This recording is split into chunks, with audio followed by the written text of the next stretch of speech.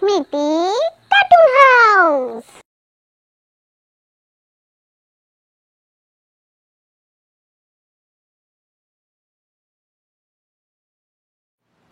Hello বন্ধুরা, আজ আমি আবার এসে গেছি আরো একটা নতুন গল্প নিয়ে। আজ তোমাদের কাছে নিয়ে এসেছি পুজো বুড়ির ও পরীর গল্প। এক গ্রামে খেন্তি নামে এক বুড়িমা থাকতো। বুড়িমা খুবই গরিব ছিল। তার উপর বুড়িমার সব থেকে বড় সমস্যা ছিল বুড়িমার পিঠের কুঁজ। বুড়িমা সেই কুঁজ নিয়ে সকাল থেকে রাত পর্যন্ত খাটাখাটনি করতেন। আমার হয়েছে যত জ্বালা, সারাদিন খেটে মরতে হয়, তার উপর এই পিঠের কুঁজটা যেন, ওরে বাবা, আর পারি না। আরে, খেন্তি বুড়িমা যাচ্ছে না? কিসব বকতে বকতে যাচ্ছে মনে হলো। জিজ্ঞেস করি, ও বুড়িমা, কোথায় যাচ্ছ গো? কে কে বাচ্চা? আমি সরলা গো, কোথায় যাচ্ছ? সরলা, আর মা এই একটু বাজারে যাচ্ছি। তা তুমি কি বকতে বকতে যাচ্ছ? আর বলিস না মা, একে বয়স হয়েছে, তার উপর এত কাজ। আর এই এক পিঠের কুঁজ, এই কুঁজের জন্য না আমি সোজা হতে পারি, না ঠিক করে হাঁটতে পারি, ভালো লাগে না। তা বুড়িমা, একবার বৈদ্য মশাইকে গিয়ে দেখাও না, যদি বৈদ্য মশাই তোমার এই কুঁজটা ঠিক করে দিতে পারেন। তা কি আর ভাবিনি রে মা, পয়সা কোথায় বল? বৈদ্যর কাছে যেতে হলে তো পয়সা লাগবে, তাই তো যেতে পারিনি রে। তা তুমি তোমার ওই দাদা খাদু দাদুর কাছে যাও না, খাদু দাদুর তো বেশ ভালোই পয়সা। খাদু দাদুকে গিয়ে বলো যে তোমায় কিছু টাকা ধার দিতে, তুমি সেই টাকা নিয়ে বৈদ্য মশাইকে দেখাও। তা মনটা বলিস নে রে মা, ভালো কথাই বললি, তাই যাই, একবার দাদার কাছে গিয়ে দেখি, যদি কিছু টাকা ধার দেয় একটু বৈদ্যকে দেখাবো। এই বলে বুড়িমা বাজার না গিয়ে দাদার বাড়ির উদ্দেশ্যে রওনা দিল। কিরে খেন্তি, তুই এখানে কি ব্যাপার? না, অনেকদিন তো তোর কাছে আসিনি, তাই ভাবলাম একবার দেখা করে যাই। তা শুধুই কি দেখাই করতে এসেছিস, না অন্য কোনো ব্যাপার আছে? দাদা, তুই আমাকে কটা টাকা ধার দিবি? আমি একটু বৈদ্যকে দেখাবো। বৈদ্যকে দেখাবি? কি হয়েছে তোর? আর বলিস না, এই কুঁজের জন্য যেন নাজেহাল অবস্থা, একটু সোজা হয়ে দাঁড়াতেও পারি না। আর এই কুঁজ নিয়ে সারাটা দিন খাটতে হয়, আর পারছি না। তাই ভাবলাম একবার বৈদ্যকে গিয়ে দেখাই, যদি কুঁজটা ঠিক করতে পারেন। কি বললি? তুই পুজোর জন্য বৈদ্যর কাছে যাবি, আর তাই তোর টাকা লাগবে? তুই কি দেখতে পাচ্ছিস না আমারও একটা ওরকম কুঁজ আছে? যদি আমার কাছে এত টাকা থাকবে, আমি কি নিজেই বৈদ্য দেখাতাম না? তুই এখন যা তো যা, আমি কোনো টাকা ফাকা ধার দিতে পারবো না, তুই আয় এখন। দাদার টাকা ধার না দেওয়া আর দাদার ব্যবহারেতে বুড়িমা খুব কষ্ট পেল। দাদাটা যেন কেমন একটা হয়ে গেছে। কটা টাকা ধার চাইলাম, তাও দিল না। ওর কাছে টাকা নেই। কত টাকা আছে ওর কাছে আমি যেন কিছুই জানি না। যাই, ওই নদীর ধারে গিয়ে একটু বসি, মনটা বড্ড ভার হয়ে গেল।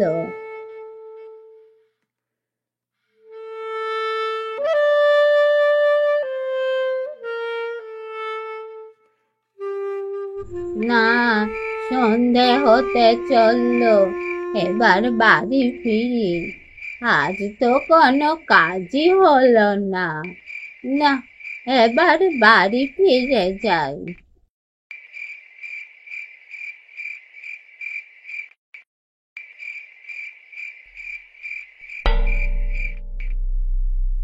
আরে, কেমন একটা যেন আওয়াজ হলো। লাঠিটা দিতেই একটা কেমন ঠং করে আওয়াজ হলো। দেখি তো মাটিটা সরিয়ে।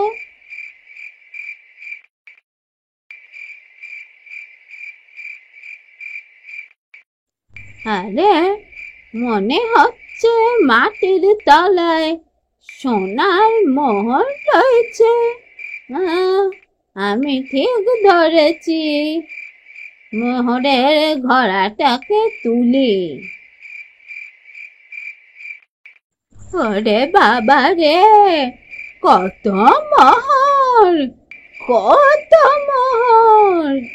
আমি টাকা ধার চাইতে গিয়েছিলাম, আর ভগবান আমাকে টাকা দিয়েছে। আমি এবার বৈদ্যকে দিয়ে আমার এই কুঁজের চিকিৎসা করাবো। কিন্তু অন্ধকার হয়ে গেছে তো, চোখে তো ভালো দেখি না। এই ঘোড়া নিয়ে অন্ধকারে যেতে গেলে যদি উল্টে পড়ি, তার থেকে বরং রাতটা এই নদীর ধারে কাটিয়ে দিই। ভোর হলে এই ঘোড়া নিয়ে বাড়ি ফিরে যাব।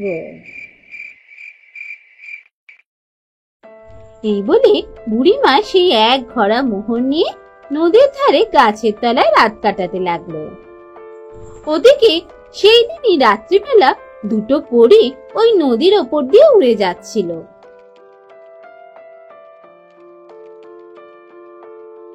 দেখ লালি, নদীর ধারে গাছের তলাতে একজন বৃদ্ধা বসে আছে মনে হচ্ছে না? হ্যাঁ, তুই ঠিক বলেছিস। ওখানে তো একজন বৃদ্ধা বসে আছেন। পাশে দেখছি আবার মোহরের ঘোড়া। যত গিয়ে দেখি কি হয়েছে।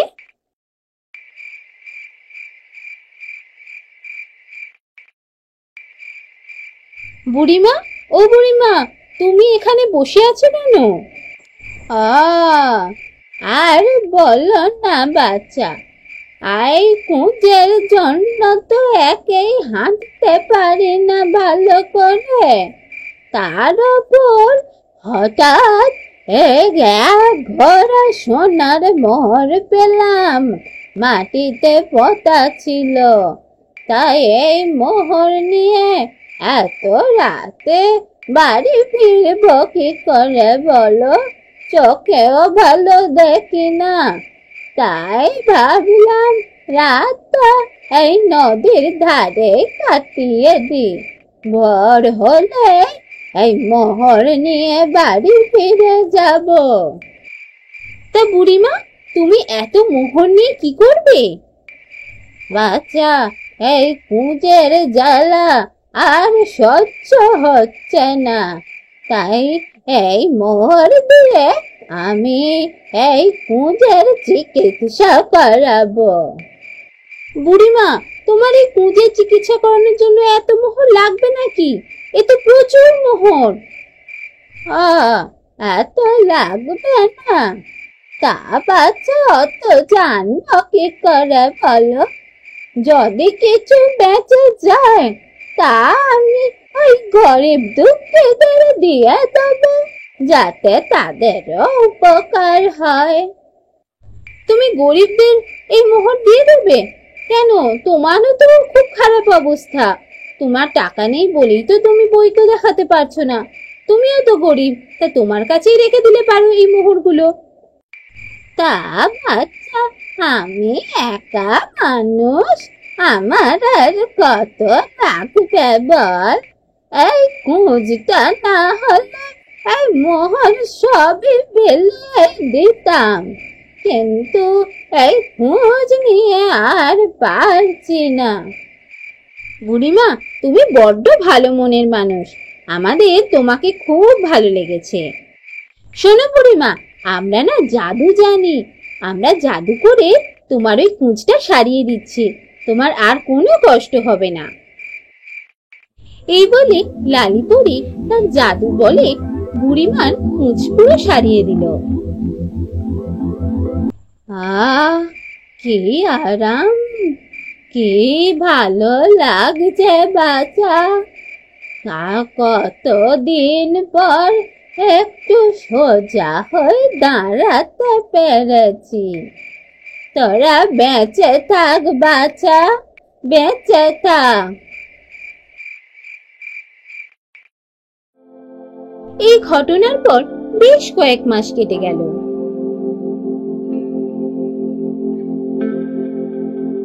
খেন্তি বুড়িমা কিছু মোহর দিয়ে নিজের একটা ভালো বাড়ি তৈরি করলো, আর বাকি সমস্ত মোহর গরিবদের মধ্যে বিলিয়ে দিল। এরপর একদিন বুড়িমা রাস্তা দিয়ে হেঁটে যাচ্ছিল, হঠাৎ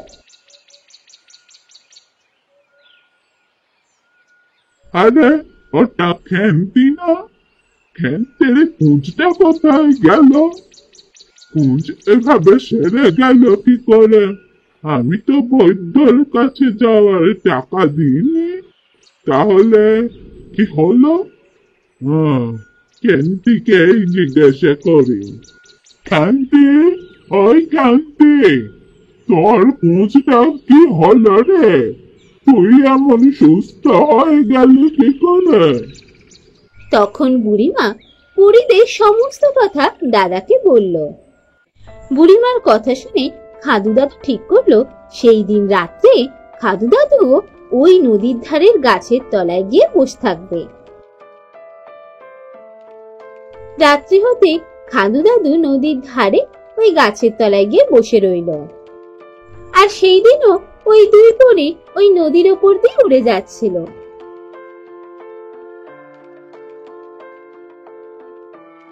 দেখ গোলাপি, আজকে একজন বৃদ্ধ বসে আছেন গাছের তলায়, যত গিয়ে জিজ্ঞাসা করে কি হয়েছে।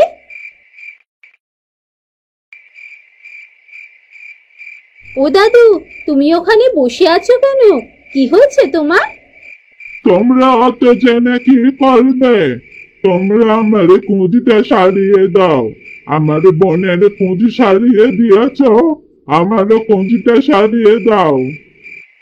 তুমি তো বড্ড বাজে মানুষ, মানুষের সাথে খুব খারাপ ব্যবহার করো। আমরা জানি তুমি তোমার বোনকে টাকা ধার দাওনি, সেই জন্যই তো বুড়িমা ওদের চিকিৎসা করাতে পারছিল না। তুমি এর শাস্তি পাবে।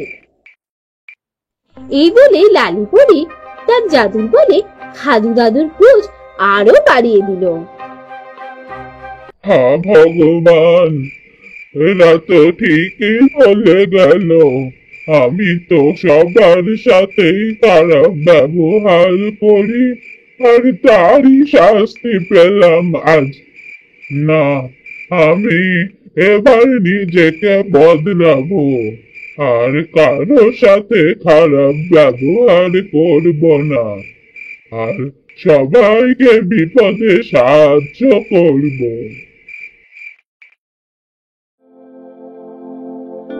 দেখতে দেখতে আরো কয়েকটা মাস কেটে গেল। এরপর থেকে খাদু দাদু সত্যি একদম বদলে গেল। সে আর মানুষের সাথে খারাপ ব্যবহার করতো না, বরং বিপদে মানুষের পাশে গিয়ে দাঁড়াতো। একদিন রাত্রিবেলা খাদু দাদু কোনো একটা কাজে কোথাও একটা যাচ্ছিলেন।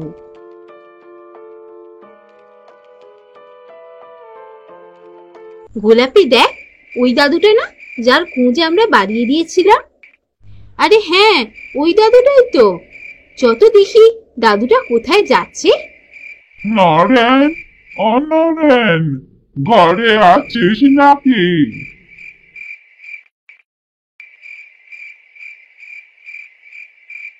দাদু, তুমি এসেছো? তুমি যে আমার কত বড় উপকার করলে দাদু। ঠিক আছে, ঠিক আছে, তুই এই টাকাটা নিয়ে তোর ছেলেকে সুস্থ কর। দাদু, আমি যত তাড়াতাড়ি সম্ভব তোমায় এই টাকা আমি ফেরত দিয়ে দেবো। মহাজনের কাছ থেকে নিতে গেলে তো চড়া সুদে নিতে হতো। তুমি আমার কাছ থেকে একটা টাকাও সুদ না নিয়ে টাকা ধার দিচ্ছ। আমার যে কত বড় উপকার করলে তুমি। ঠিক আছে, তুই এখন যা তো ঘরে, আমি চললাম। রাত বাড়ছে, কাল সকালে এসে জেনে যাব তোর ছেলে কেমন আছে। দেখ লালি, দাদু তো একদম বদলে গেছে। বাড়িতে এসে একজন গরিব মানুষকে টাকা দিয়ে গেল, তাও আবার বিনা সুদে। হ্যাঁ, আমাদের কাছ থেকে শাস্তি পেয়ে বোধহয় দাদু সত্যিই বদলে গেছে। চ, দাদুর খোঁজটা আমরা ঠিক করে দিই।